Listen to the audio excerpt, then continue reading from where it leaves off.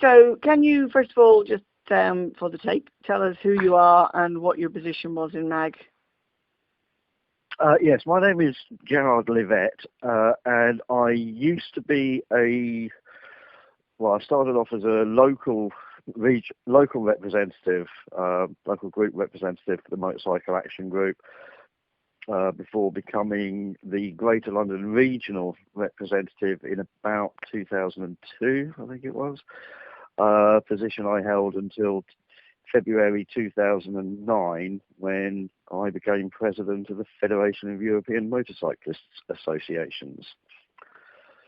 Thank you. I've since stepped down from FEMA. Right. Do you have any background in training at all? In training other people? Yeah. I not formally, although I did between 1988 and 1990. I did work as an English teacher in Italy, but that was without any formal training, and I sort of made it up as I went along, effectively.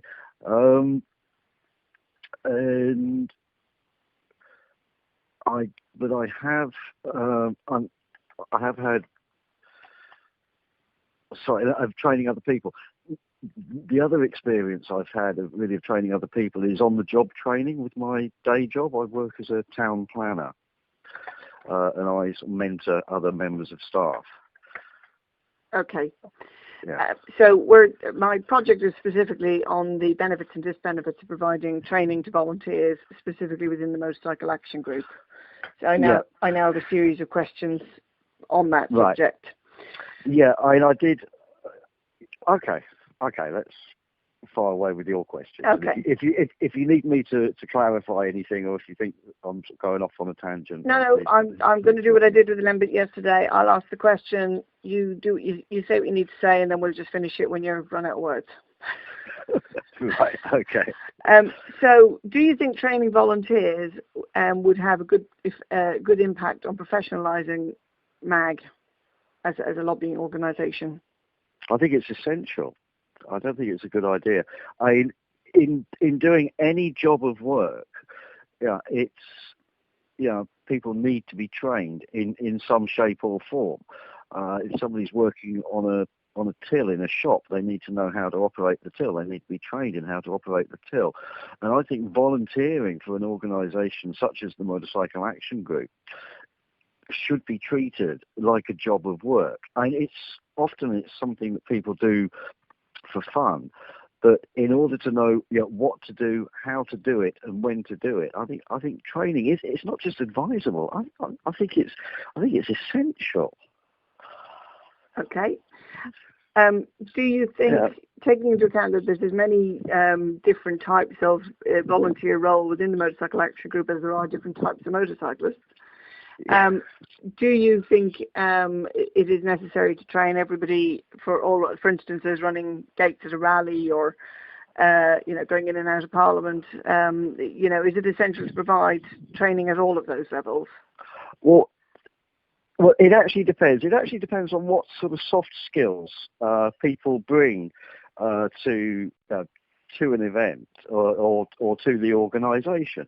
For example, there may be somebody, for example, such as Lembit Opik, who has worked as a member of Parliament and so possibly is familiar with how the lobbying process works.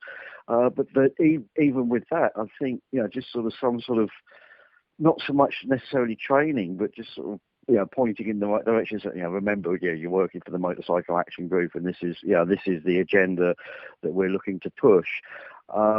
And you gave an example of somebody working on the gate of the rally. If they've never worked on the gate of the rally before, then they do need to be told, shown what to do. And often the best way of doing that is by putting them on the gate with somebody else, and so they get on the job training. When it comes to, for example, managing accounts, if somebody were to be an accountant, then you don't need to train them how to keep books and how to add up.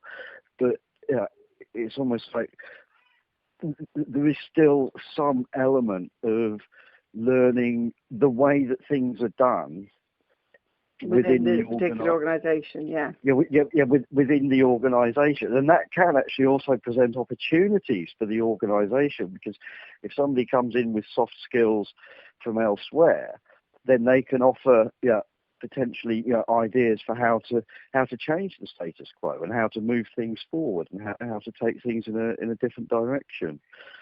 But for most, I'd say for most aspects, some element of training is required, because and there's things like best practice and what have you.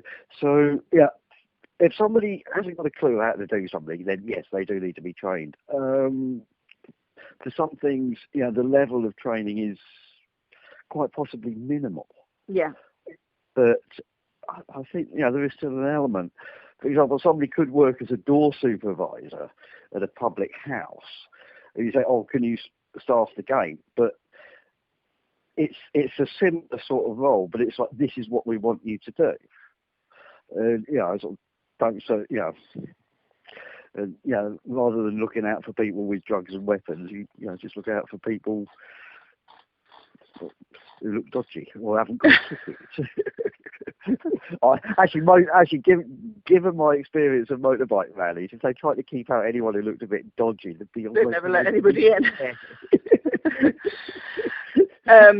I did, for my quantitative research, I did do a survey via SurveyMonkey, where I actually asked various volunteers what they were involved in, but also whether they'd been offered training as a MAG volunteer.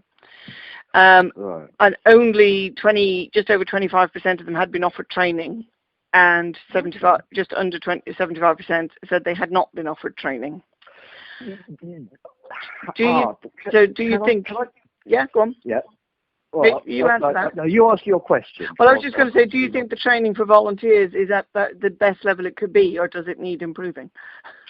Well, from my recollection, I think, because it's now been 7 years since I was an active MAG member, but the level of training was quite minimal. I think I went on 1, possibly 2 training weekends.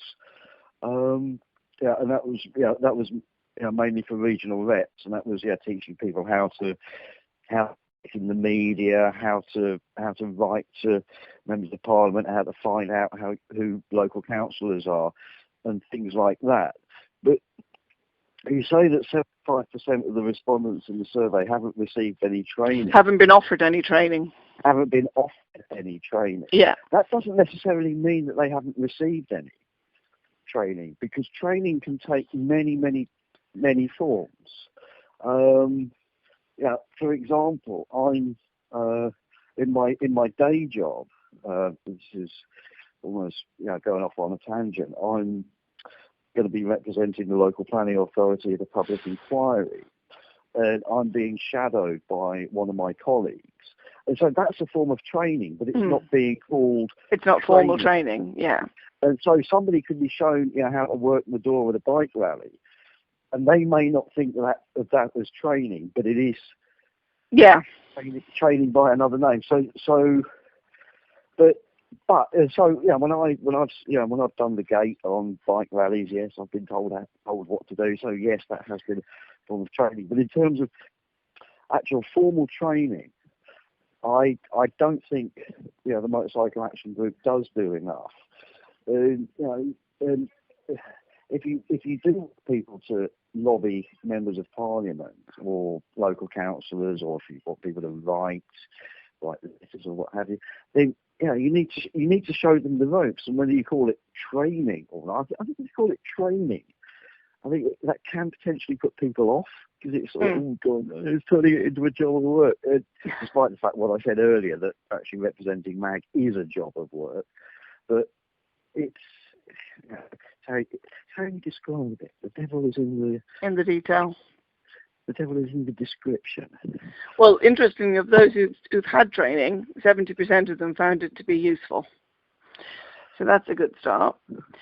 And given that 23% of them said, just on 8% said wasn't useful, and 23% said nothing. If you divide the 23% between yes and no, they're sort of a bit ambivalent. More people find it useful than not. Well, that goes to show, because I think we need to learn lessons from other. Yeah, also we need to learn lessons from other organisations. I do remember there was a former chairman of the Motorcycle Action Group who had been quite heavily involved in the campaign for Real Ale, and so he was able to bring his experience of practices within camera into Mac. And it's effectively you're doing the same thing. Mm-hmm. Yeah, the same meat. It's just different gravy. So moving on, do you think that effective training could be done electronically via, say, web seminars, for instance? It could be, but it can be. There is a place for e-learning. To use a horrible expression. Within the Motorcycle Action Group, especially as we're a geographically spread group. But I think any sort of training that would need to be offered would possibly need to be structured, and so you need to make sure that people have gone through all of the necessary steps. Mm-hmm. Within the training. But to be honest, that's useful, but there's nothing quite like getting together with other people and having training in that way. And so I think, yes, there is scope for some sort of e-training modules. And I think if they were to be delivered, we'd have to make sure that they could only be accessed by bona fide MAG members, because there's intellectual property within the training material. But there's a place for that. There's still also a place for sort of get-togethers and doing training together in real life. Yeah. So do you think that the training would benefit from some kind of accreditation? Not necessarily going through, Ofqual or anything like that, but some kind of accredited learning. Taking into account the benefit, for the organisation, but also the benefit for the volunteer, and giving them transferable skills. Actually, I think it would, actually, because if you can, because I have found that my work within the Motorcycle Action Group and also within FEMA has helped me with my day job, and also my day job has helped with MAG. And so, if any training could be accredited, then because it's about equipping people with skills. And it's one thing to say, oh yes, I've had some training in lobbying, but I've got a certificate in lobbying. It is potentially something a bit different. So then, when, for example, if somebody were to say apply for a job for example, a paid job with another organisation which undertakes some similar activities, it would actually help them. And I think if people could see they were getting something out of it, that bit of paper at the end of the day out of it, more likely to do it. They'd be more likely to do it and more likely to commit to the organisation. You don't think that the thought of actually committing could be scary? Well, if anybody gets to the level of membership, well, I'd say there's only one level of membership, and that's ordinary membership. Yeah. But if anybody gets to the level of involvement with the organisation, that they're undertaking tasks over and above sticking their hand in their pocket and handing over their 25 quid, handing over their 25 quid or however much it is this week, then they've already committed. Okay. And if you're a volunteer, it's because it's something that you want to do. Yeah, fair enough. Yes, volunteers come, volunteers go. I've stopped volunteering myself, but that's because I reached the end of. You ran out of energy. Yeah, basically. Yeah. Well, basically, yeah. That, and it was. I gave up. Yeah, partly for the good of my health. Yeah. But you kind of just touched on it. I read a very good quote yesterday from Richard Branson, which was that you train your staff so that they can go, and you treat them well enough so that they stay. Yes. Yes. That's a very good. That's a very good. It's a very good. It's all right. I'm texting a reply saying I'll call them back. Right. Okay. Right, okay. Go. That's a very good approach, because in almost any job that you have, the idea of people having a job for life these days is quite rare. And in my day job, I developed my skill set with my previous authority, which has given me, the skills to allow me to get another job somewhere else.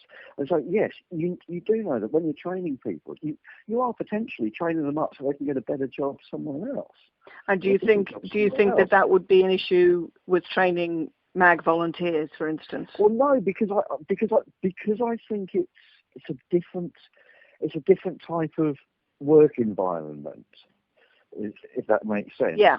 Because you're a volunteer, it's not like, oh, there's a better paid job, that I can go to, because, let's face it, the pay for being a volunteer isn't that good.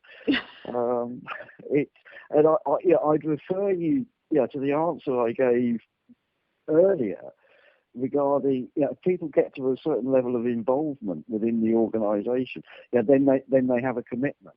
Mm-hmm. And so the idea that they're then going to up sticks, yes, it does happen. It does happen that I can think of two examples. For example, there was my predecessor as the Greater London Regional Rep of the Motorcycle Action Group did take her skills to another lobby organisation. Yes. And I myself, took my your skills to FEMA. To FEMA, but I considered that wasn't. I wasn't sort of defecting, as it were. Well, you were moving from a volunteer position to a paid position. No, I didn't. No, it wasn't. No. Oh, was it not paid? Oh, okay. Maybe it was unpaid. Oh, okay. Yeah. Well, no, because I know when I applied for the FEMA position that I was interviewing for, that was a paid position. No, that was the GS. The General Secretary who is paid. Yeah. The president is a volunteer. Is not paid. Okay. No. Would volunteers have the same opportunity that employees have when it comes to getting the right experience following their training? I think they should do, yeah. Yeah. In other words, could somebody, if I was doing it, for instance, be on the same level as Lembit going in and out of Parliament? I don't see why not. Right. I don't see why not. However, I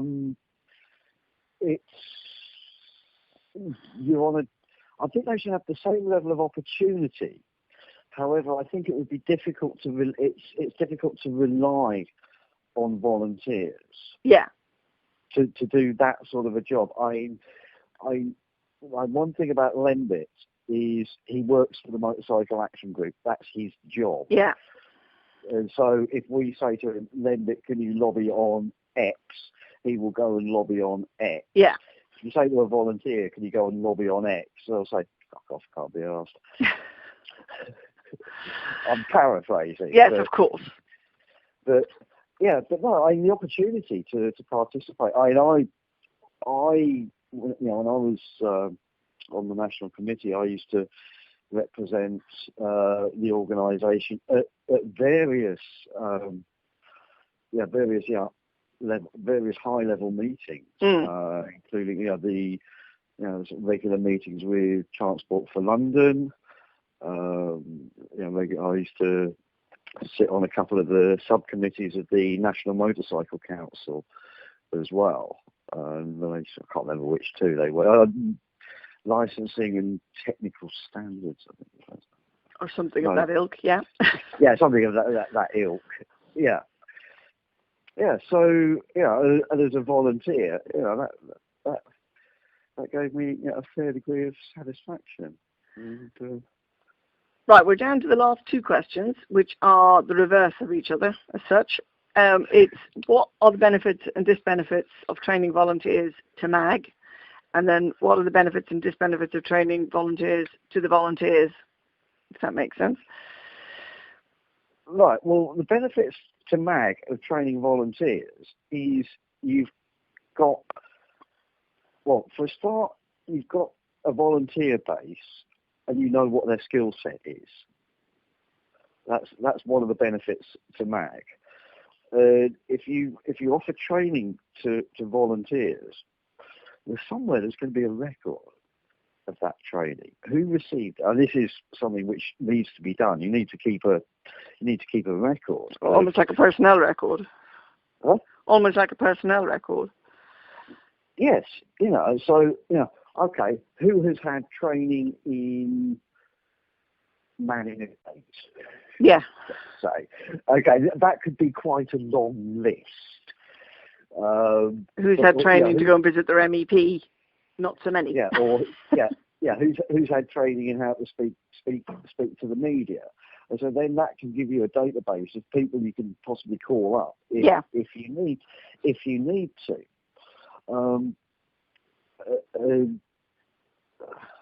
The benefit for volunteers, which is the flip side of the question, is it gives them a skill set, and it also helps make them feel wanted.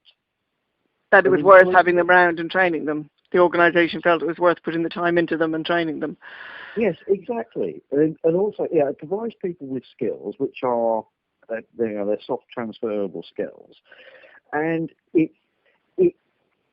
gives the volunteer a sense of buy-in that the organisation is buying into their efforts, as well as the organisation getting the benefit from upping the skill set. So I think there's mutual benefits. Does that make sense? Mm. Yeah, I think it does. Yeah. Yeah, so the volunteers get that sense of being involved, and the organisation gets that feeling that people are prepared to commit. Mm. Yeah, no, that's fair enough. Yeah, that's the short answer anyway. Well, thank you, Sol, for taking part in my qualitative research. That's all right.